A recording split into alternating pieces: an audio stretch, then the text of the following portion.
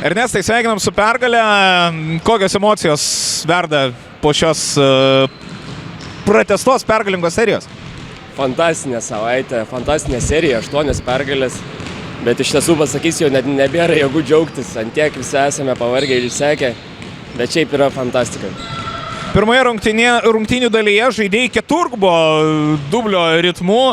Antroje pusėje ar gynyba prieš tave patį pasikeitė, ar kas buvo, kad šiek tiek tie skaičiai sumažėjo, bet svarbiausia turbūt pergalė, ar ne? Nežinau, neakcentavau, negalvojau apie tai, bet faktas ir jėgų nebeužteko ir Jurbarko komanda yra tikrai viena fiziškiausių lygoje. Tai faktas. Ir skyrė dėmesį, turbūt ir reagavo į situaciją. Kai komandos skyrė 10 taškų ir tai buvo ne jūsų pliusas, kokios tada virė mintys galvoje, ar buvo kažkokių dvejonių dėl rungtynių pabaigos? Nebuvo jokių dvejonių, iš tikrųjų dabar pasimato mūsų komandos veidas, kai iš tikrųjų tie tikrieji veidai pasimato, kai yra sunku. Tai dabar ir parodom, kad visi galim grįžti, kovoti ir viens kitam padėti. Tai tas tikrasis ir yra mūsų veidas. Čia šioje salėje būna stebuklų. Kokios mintys užplūdo, kai Gintautas Matulis metė paskutinį metimą?